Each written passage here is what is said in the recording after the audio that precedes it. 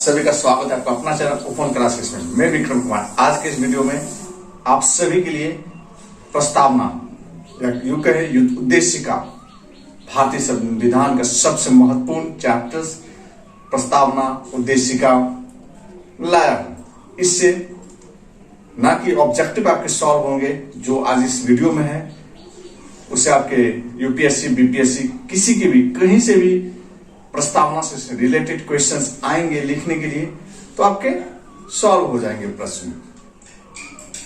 तो इसमें मुख्य बातें होंगी, कैसे करना है, आंसर राइटिंग, उसकी भी चर्चा होगी। वीडियो को अंत तक जरूर देखिएगा, स्किप नहीं कीजिएगा, पूरा वीडियो जरूर देखिएगा और अंत में कमेंट कीजिएगा। इससे रिलेटेड कुछ भी क्वेरी हो जरूर पूछिएगा, अच्छा लगेगा। तो चलिए हम लोग शुरुआत करते हैं प्रस्तावना की, उद्देशिका की। तो प्रस्तावना या उद्देशिका की जो आधारभूत फाउंडेशन है, कहां से आया, क्यों आया और किस लिए आया, सबसे बड़ी बात ये। तो नेहरू जी ने, जवाहरलाल नेहरू जी ने संविधान सभा में 13 दिसंबर 1946 13/12/46 को एक प्रस्ताव प्रस्तुत किया,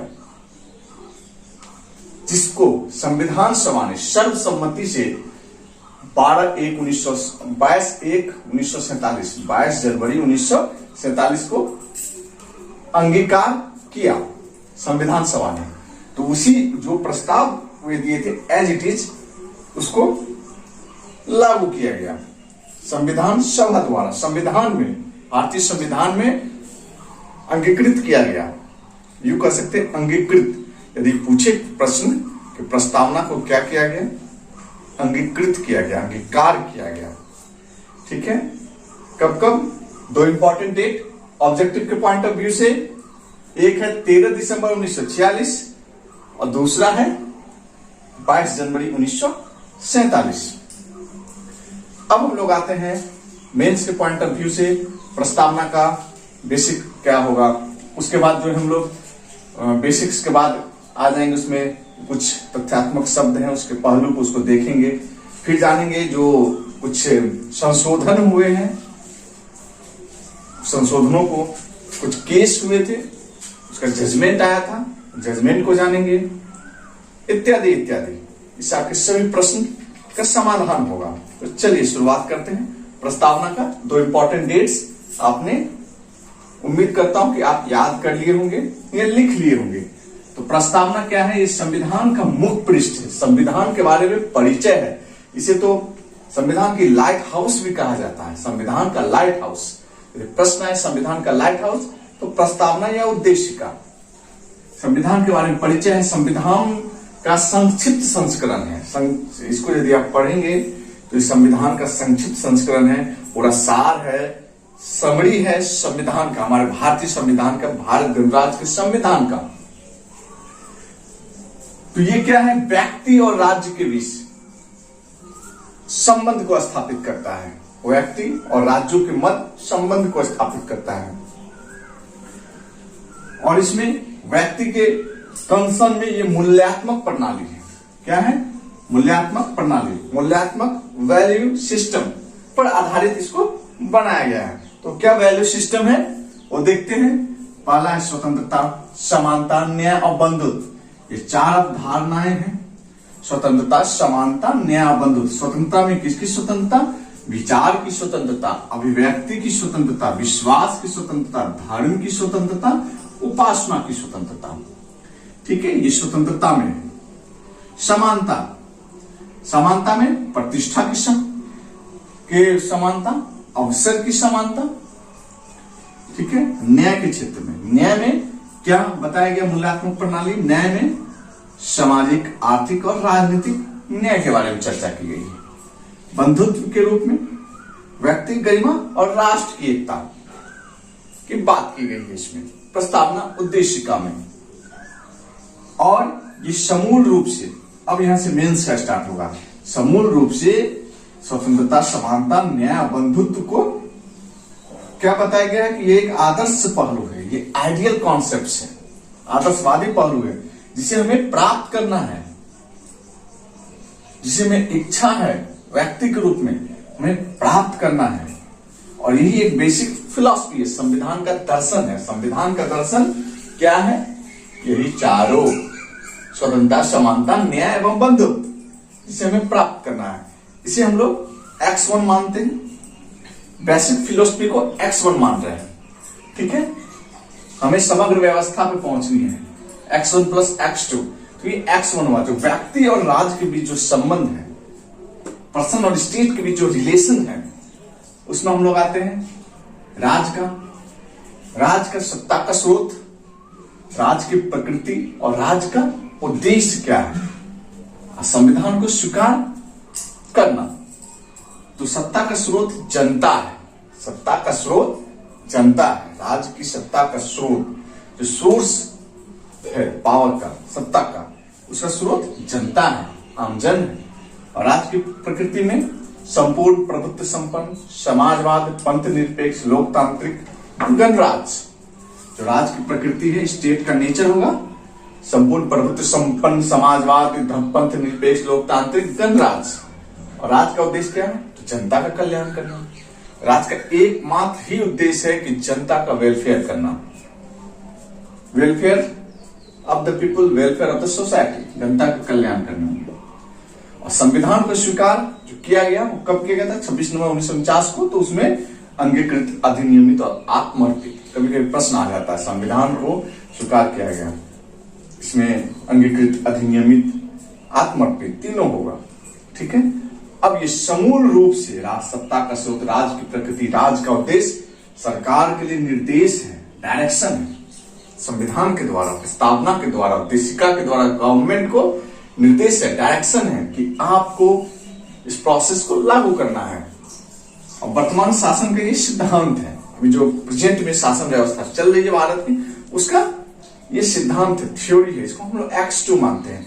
तो जो बेसिक फिलॉसफी और वर्तमान शासन का सिद्धांत, दोनों समूल रूप से, जब दोनों का समायोजन होगा तभी वो समग्र व्यवस्था कायम हो पाएगी, तभी समग्र व्यवस्था बन पाएगी। भारत की समग्र व्यवस्था, जिसमें बेसिक फिलॉसफी हुई होनी चाहिए, संविधान की बेसिक फिलॉसफी होनी चाहिए, प्रस्तावना की बेसिक फिलॉसफी होनी चाहिए, एवं वर्तमान शासन की सिद्धांत की पद्धति होनी चाहिए।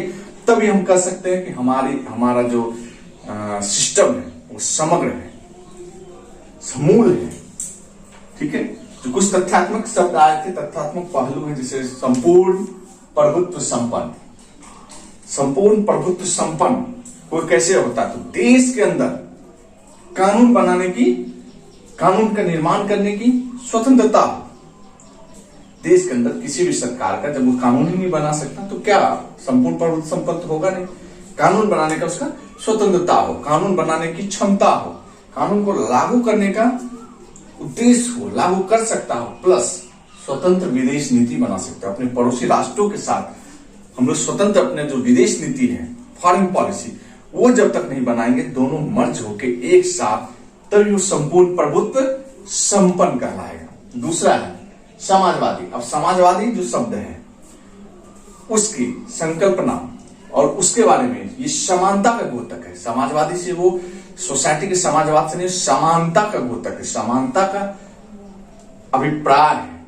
इसको सबसे पहले इंदिरा गांधी जी ने, अधिवेशन हुआ था कांग्रेस का 1955 में, जयपुर के अधिवेशन में, जयपुर के आवारी अधिवेशन में उन्होंने बताया था कि हमारा देश का संविधान, हमारा जो हमारा समाजवाद है वो अनोखा और विशेष समाजवाद है, अनोखा यूनिक समाजवाद है।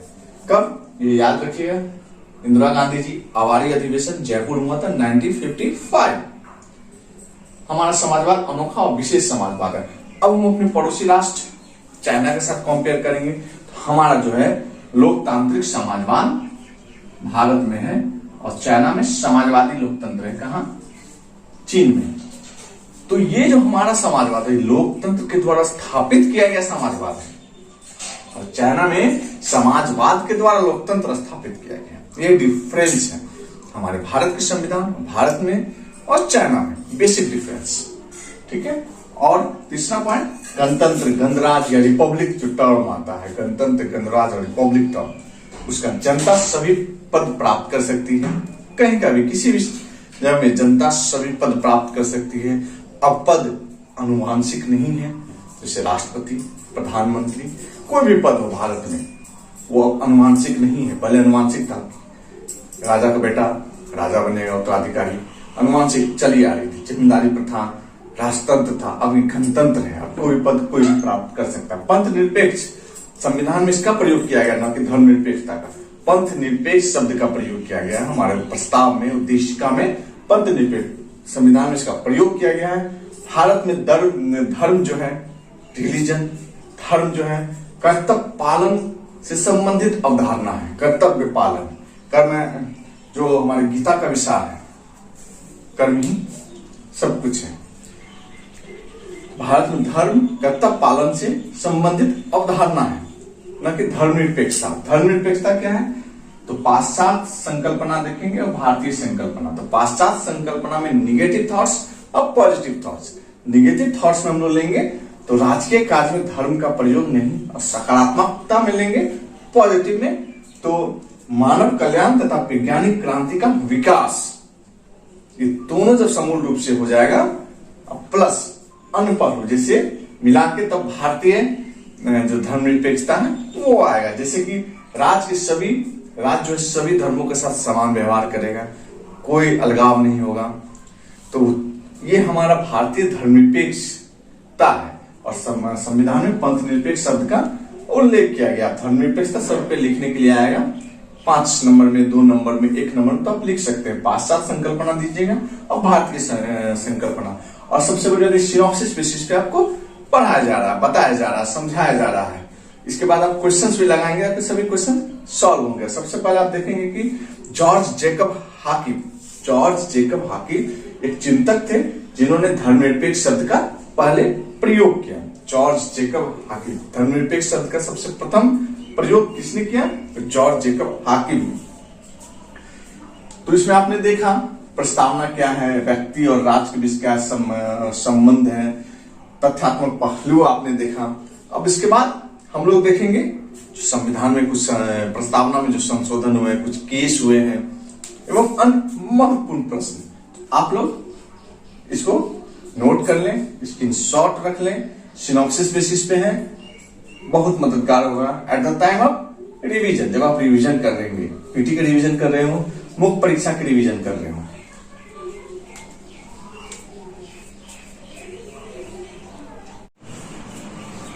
इसमें देखेंगे प्रस्तावना में जो संशोधन हुआ, प्रस्तावना में क्या क्या जो वाद है, कुछ इंपॉर्टेंट फैक्ट्स भी देखेंगे। तो सबसे पहले हम लोग देखते हैं कि प्रस्तावना संविधान का अंग है या नहीं। सर्वप्रथम बेरुवारी यूनियन बात 1960 में आया। इसमें सुप्रीम कोर्ट, सर्वोच्च न्यायालय, प्रस्तावना संविधान का अंग नहीं है। सर्वोच्च न्यायालय ने क्या कहा? सुप्रीम कोर्ट ने बेरुवारी यूनियन बात 1960 में प्रस्तावना संविधान का अंग नहीं है। लेकिन संविधान निर्माताओं के विचारों को जानने की कुंजी अवश्य, संविधान निर्माताओं के विचारों को जानने की कुंजी है। 1973 में केशवानंद भारती मुकदमे में सुप्रीम कोर्ट ने इस निर्णय को उलट दिया और कहा प्रस्तावना संविधान का अंग है। क्या कहा? कि प्रस्तावना संविधान का अंग है। फिर 1994 में इसी बात की पुष्टि हुई कि प्रस्तावना संविधान का अंग है। किसमें हुई थी? 1994 में बम्बई वाद। वर्तमान में यही स्थिति है, यानी बेरुवारी यूनियन वाद में बताया गया प्रस्तावना संविधान का अंग नहीं है। केशवानंद भारती एवं बम्बई वाद में बताया गया प्रस्तावना संविधान का अंग है। अब हम देखेंगे केशवानंद भारती वर्सेस केरल राज्य 1973 से बेसिक स्ट्रक्चर का भी सिद्धांत इसी से आया था। मूल ढांचे का सिद्धांत, सरकार होगा, एक अपीलार्थी होगा जो कोर्ट में केस करेगा। तो सरकार का क्या मंशा था, सरकार की क्या पॉलिसी थी, सरकार का क्या कहना था? ये कहना था प्रस्तावना संविधान का अंग है, इसलिए संसद संशोधन कर सकती है। और अपीलार्थी थे जो भी केस किए थे, क्या बोले थे? प्रस्तावना संविधान की आत्मा है, इसलिए आधारभूत ढांचा नष्ट न हो, इसलिए इसमें संशोधन नहीं किया जा सकता। संशोधन करने से इसकी आत्मा मर जाएगी, आधारभूत ढांचा नष्ट हो जाएगा। तो मध्यम मार्ग, सुप्रीम कोर्ट मध्यम मार्गी मध्यम मार्ग, बीच का रास्ता निकाल के क्या निर्णय दिया, संसद प्रस्तावना में संशोधन कर सकती है, मूल ढांचे में परिवर्तन लेकिन नहीं होनी चाहिए, बेसिक स्ट्रक्चर जो है संविधान का उसमें छेड़छाड़ नहीं होनी चाहिए, उसमें चेंजेस नहीं होनी चाहिए। इसी का जो प्रूफ है 42वां संविधान संशोधन में देखा गया, इसी बात को पुष्टि की गई कि संसद संविधान में संशोधन कर सकती है। तो हम लोग देखिए किस्वानंद भारतीवाद, बेरुवारी यूनियनवाद, बोम्मईवाद। अब देखते हैं इंपॉर्टेंट फैक्ट। इंपॉर्टेंट फैक्ट की प्रस्तावना में केवल एक बार ही संशोधन किया गया। दूसरा है 42वां संविधान संशोधन 1976 में क्या संशोधन हुआ, उसमें यह संशोधन हुआ, इसमें संविधान की उद्देशिका प्रस्तावना में शब्द को जोड़ा गया, जो हमारे उद्देशिका प्रस्तावना हम भारत के लोग भारत को, उसमें जोड़ा गया पंथ निरपेक्षता, समाजवादी और अखंडता शब्द, ये 3 शब्द जोड़े गए, पंथ निरपेक्षता, समाजवादी, अखंडता, धर्म निरपेक्षता नहीं, पंथ निरपेक्षता, ठीक है, याद रखिएगा, पंथ निरपेक्षता भी जोड़ा गया। उसके बाद थर्ड इंपॉर्टेंट फैक्ट है, न्यायमूर्ति सुब्बा राव जी ने कहा कि प्रस्तावना आदर्शों और आकांक्षाओं का उल्लेख करती है। प्रस्तावना क्या करती है, आदर्श और आकांक्षाओं का उल्लेख करती है। तीसरा फैक्ट है डॉक्टर सुभाष कश्यप, बहुत बड़े संविधानविद, के अनुसार संविधान शरीर है तो प्रस्तावना उसकी आत्मा। संविधान क्या है, शरीर है तो प्रस्तावना उसकी आत्मा। अगला फैक्ट, बेरुवारीवाद जो 1960 में आया था, उसमें बताया गया कि प्रस्तावना संविधान की कुंजी है, चाबी है, की है, प्रस्तावना संविधान की कुंजी है। के मुंशी साहब ने बताया कि राजनीतिक जनपत्री इनको कहा, प्रस्तावना उद्देश्य को, उद्देशिका को राजनीतिक जनपत्री कहा, कुंडली कहा, कुंडली निकालते हैं, कुंडली कहा। गोलकनाथ वर्सेस पंजाब राज्य में उद्देशिका को बताया कि संविधान की मूल आत्मा, उद्देशिका एक वाद वाला है, गोलकनाथ वर्सेस पंजाब राज्य वाद में बताया गया कि उद्देशिका संविधान की मूल आत्मा है। अगला फैक्ट है कि इसका विधिक स्वरूप, इसे लागू नहीं किया जा सकता, विधिक स्वरूप में इसे लागू नहीं किया जा सकता, प्रकृति न्याय योग्य नहीं है, जस्टिसेबल नहीं है, न्याय योग्य की प्रकृति नहीं है। तो ये रहा आपका प्रस्तावना उद्देशिका का संपूर्ण वीडियो। इससे आपके प्रश्न छूटने की कोई उम्मीद नहीं है। 99.99% प्रश्न आपके सॉल्व होंगे, ऑब्जेक्टिव में भी और मेंस के भी आंसर राइटिंग में आपके प्रश्न सॉल्व होंगे। हो सकता है उसमें कुछ करंट अफेयर्स का पोर्शन जोड़ दिया जाए, तो करंट अफेयर्स का जब भी क्लास होगा, जब भी जैसे होगा, उसमें जब प्रस्तावना से कोरिलेटेड कुछ भी आएगा तो उसको अपलोड किया जाएगा। और जब भी आप करंट अफेयर्स पढ़ते हैं, न्यूज़पेपर डेली पढ़ा कीजिए, 2 न्यूज़पेपर, यदि हिंदी भाषी आप हैं, हिंदी मीडियम आपका है तो हिंदुस्तान और प्रभात खबर, यदि आप बिहार से जुड़े हुए हैं, उत्तर प्रदेश से जुड़े हुए हैं, उसे सबका अपना चॉइस होता है कौन सा न्यूज़पेपर पढ़ें। और इंग्लिश मीडियम है तो द हिंदू और इंडियन एक्सप्रेस का कोई तोड़ नहीं है, कोई जोड़ नहीं है।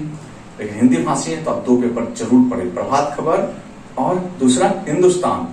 यदि आप बिहार का प्रिपरेशन करते हैं, दोनों पेपर से आपके सभी करंट, बिहार के करंट, नेशनल, इंटरनेशनल, सभी कुछ कवर हो जाएगा। आपको कोई मैगजीन खरीदने की आवश्यकता नहीं। यदि मैगजीन खरीदते हैं तो आपकी बात है, लेकिन आप यदि 6 से 7 बुक अलग अलग रजिस्टर बना लेंगे तो सभी आपके सॉल्यूशन करंट अफेयर्स का हो जाएगा। करंट मीन्स वर्तमान में जो घटित हुआ, डेली वाइज पढ़ेंगे ना, उसको फ्यूचर में पढ़ के क्या करेंगे, भविष्य के लिए हम लोग करेंगे। 1 मंथ के बाद जो घटना आज घटित हुई उसको 1 महीने के बाद पढ़ते हैं। तो आज जो घटित हो रही है उसको डेली न्यूज़पेपर से आप देखिए। राजसभा टीवी को आप लोग जरूर देखिए, राजसभा टीवी चैनल को आप लोग देखिए, AIR न्यूज को देखिए आप 9 बजे, खासकर 9 बजे, 9 बजे की जो न्यूज आती है उसको आप देखा कीजिए। तो चलिए, ये सभी रही प्रस्तावना उद्देशिका की बात। कमेंट जरूर कीजिएगा, इससे रिलेटेड कुछ भी क्वेरी हो आपके, कमेंट जरूर कीजिएगा। धन्यवाद। जय हिंद, जय भारत।